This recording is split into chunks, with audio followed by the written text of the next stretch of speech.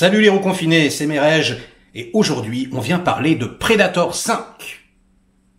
Ah non, autant pour moi, on vient parler de Predator 7. Et oui, parce que je sais que même si ça fait mal à tout le monde, il y a bien eu deux films, avec Alien et Predator, ensemble. Ouais, c'était un petit peu étrange, mais ils existent, il faut donc les compter. Ce sera donc le 7e film avec l'extraterrestre aux dreadlocks. Oh là là. C'était tellement bon, le premier film, réalisé dans les années 80 par John McTiernan, et qui est le meilleur filmeur du monde. Exceptionnel, un film âpre, sauvage, primal, Schwarzenegger plein de boue là, en train de crier. Un de ses meilleurs rôles, évidemment, avec Terminator. Franchement, on s'est pris une déflagration. Et d'ailleurs, ce film est limite un chef-d'œuvre pour moi. Et pour beaucoup d'autres mondes aussi, d'ailleurs. On fait encore des suites aujourd'hui, c'est pas pour rien. Franchement, c'était mortel. Et voilà, ça misait encore une fois, comme le premier Alien, sur le suspense. On voyait pas énormément la créature. Voilà, tout était en finesse. Merci McTee. Et quelques années plus tard, ils ont appelé Stephen Hopkins. Et Stephen Hopkins, c'est pas un manchot. D'ailleurs, Stephen Hopkins, il a quand même révolutionné d'une certaine façon la télévision avec 24, la série, multiscreen, temps réel. C'était assez ouf, franchement. Donc c'est un très bon réalisateur. Il a fait des choses assez étonnantes. Penchez-vous sur sa carrière, vous allez voir, c'est quand même un bon gars. Alors, ça fait des années qu'il a pas fait un truc marquant, mais Predator 2, c'était un peu l'antithèse du premier. Donc c'était un peu, on passait de la jungle à la jungle urbaine. Et il y avait Danny Glover en version badass qui marchait plutôt bien. La photographie était très très bonne, les scènes d'action également. C'était une très bonne suite.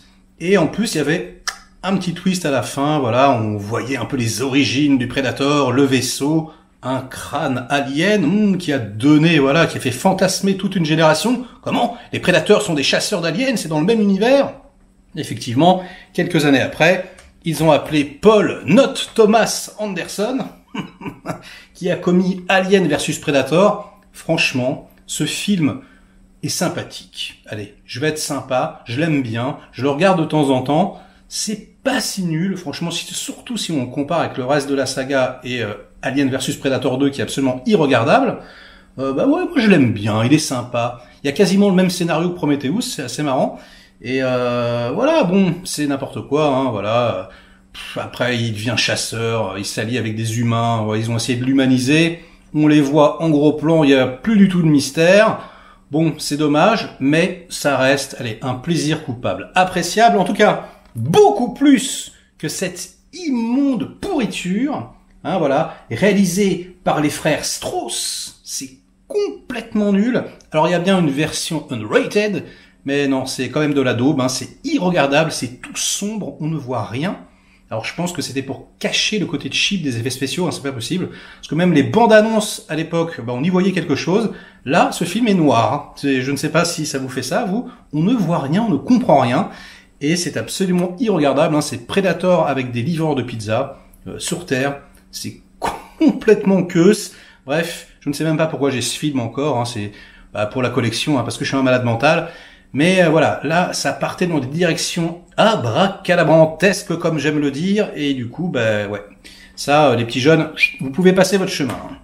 Alors ensuite, ils appellent un bon réalisateur, le réalisateur de Control, excellent film, Nimrod Antal. Et là, il réalise Predators. Ouh là là, c'est très original, un peu comme Aliens. Et là, ça se passe sur la planète des Predators. Ouh là là là là, avec Adrian Brody. Adrian Brody contre Predator.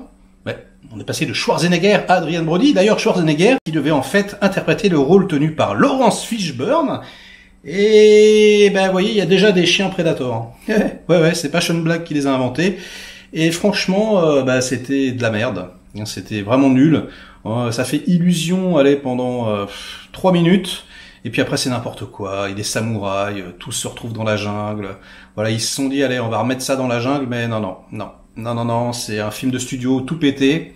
Je crois que c'est Robert Rodriguez à la production en plus. Donc c'est ultra décevant. Aucune émotion, aucune implication. Perso en carton. Bref, poubelle. Pourquoi je l'ai c'est pareil, c'est pour la collection. Je ne vais pas bien. Je ne vais pas bien mentalement, je vous l'accorde, mais les producteurs non plus, puisqu'ils continuent le massacre. Et ouais, il y a quelques années, ils appellent Shane Black, voilà, le scénariste et l'acteur, parce qu'il jouait aussi dans le premier. Ah, ce Shane Black qu'on chérit, qu'on adore, le scénariste de L'Arme Fatale, par exemple, eh bien, ouais, il commet ce film, The Predator. Un film qui a connu une production complètement chaotique. Ils ont retourné au dernier moment, 40% du film. Ça se voit, c'est complètement hallucinant. Il y a des... Renseignez-vous sur Internet, il y a des morceaux entiers du film qui n'existent pas. Genre, il devait y avoir, par exemple, 2 prédateurs gentils qui s'allient avec les humains et qui combattent le jour dans un tank. Là, tout se passe de nuit, il y a plus de prédateurs gentils. Tu te dis, mais qu'est-ce qu'ils ont fait? Le film est nul. On dirait un petit peu, une comédie, quoi. C'est vraiment lamentable. Il y a des chiens prédateurs, c'est mal réalisé, c'est mal fagoté. C'est lamentable. Mais heureusement, il y a un beau steelbook. Et ça vaut tout l'or du monde. Regardez un peu ces crânes. Oh là là. C'est magnifique. Bon, après cette purge innommable, ça y est. Ça s'est viandé au box-office. À la Fox s'est fait racheter par Disney. On se dit, c'est bon. On n'aura plus jamais de Predator. Monumentale erreur. Comme dirait Jack Slater. Si. Ils vont faire un Predator 7. Et alors là, franchement, je vous avoue qu'au début, je me suis dit, mais c'est pas possible. Et puis, quand j'ai vu qui était le réalisateur, je me suis dit, ah tiens, c'est intéressant. Il s'agit de Dan Trachtenberg, qui avait réalisé l'excellent 10 Cloverfield Lane. Et là où c'est intéressant, c'est qu'il a tweeté quelque chose. Il a dit, ça fait 4 ans que je travaille dessus. 4 ans, c'est beaucoup quand même. C'était censé être un secret. Voilà, on a divulgué l'information, c'est dommage, je ne voulais pas. Mais maintenant que c'est fait, ok, je suis content, bravo, super. Alors c'est quand même étrange ça quand même. Pourquoi il voulait pas le dire? C'est un petit peu peut-être comme 10 Cloverfield Lane en fait.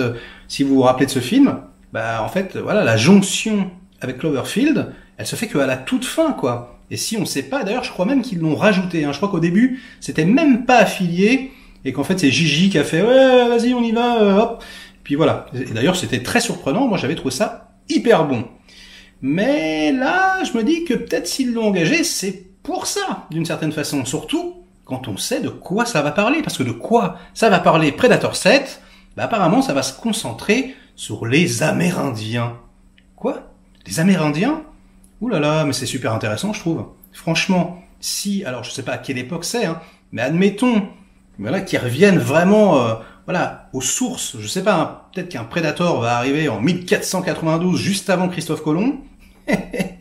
Va y avoir, les natifs amérindiens comme ça, aux prises avec le Predator.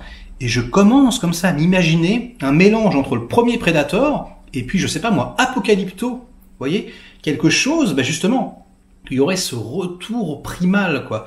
Ce retour à quelque chose, de très concret, quoi. Plus, les bombes, les vaisseaux, etc. D'ailleurs, c'est complètement débile pour moi, les vaisseaux, la planète Predator. Les mecs, ils ont des gueules comme ça, des ongles comme ça. T'imagines pour fabriquer des vaisseaux et les circuits imprimés, putain, c'est trop la galère. Moi, j'y crois pas du tout qu'une espèce comme ça puisse, fabriquer des choses minutieuses. Ça existe pas, ou alors il faudrait qu'ils aient, des gens au-dessus d'eux. Bref, ça c'est une petite parenthèse. Et donc là, je me dis, ça peut être vachement intéressant. Imaginez, quoi. Un groupe d'Indiens d'Amérique aux prises, comme ça, avec des prédateurs. Franchement, en plus, toute la technique indienne, pour chasser, etc. Chasseur contre chasseur, primal contre primal. Ça peut être ultra intéressant.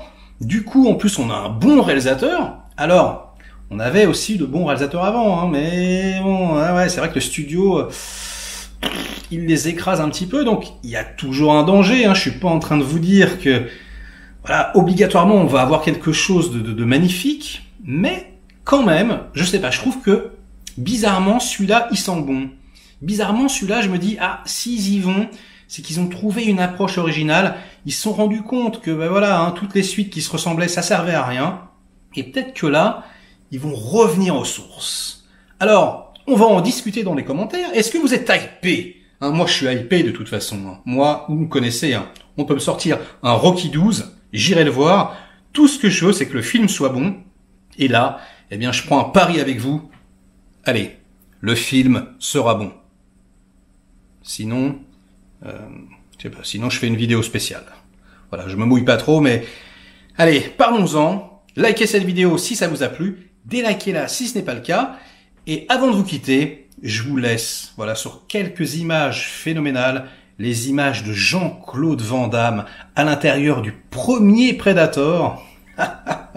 Lui, il avait signé, en fait, on lui avait dit, tu vas jouer le grand méchant contre Arnold Schwarzenegger. Il n'était pas connu du tout, il a fait, ok, on y va. Et puis il arrive, voilà, on lui met un gros costume orange tout pourrave. Voilà, il pouvait pas bouger, il était trop emmerdé. Du coup, d'après ce qui se dit, il a pété un plomb à la Van Damme, comme, il a fait une crise de nerfs. Et du coup, on l'a dégagé, on lui a dit, bon, t'es gentil, tu prends la porte. Mais bon, voilà, ces quelques photos subsistent. Et je crois même que dans le film, il reste un plan avec Jean-Claude Van Damme. C'est, voilà, un plan dans la jungle où il tire un cadavre. Parce que c'est d'anciens costumes qu'ils ont détourés. Et voilà, donc ouais, c'est un peu comme Eric Stoltz dans Retour à le futur. Voilà, il y a le point d'Eric Stoltz, bah là, il y a la silhouette de Jean-Claude Van Damme. Et ça, c'est quand même cool à savoir. Allez, ciao les reconfinés, et à très vite pour de prochaines aventures.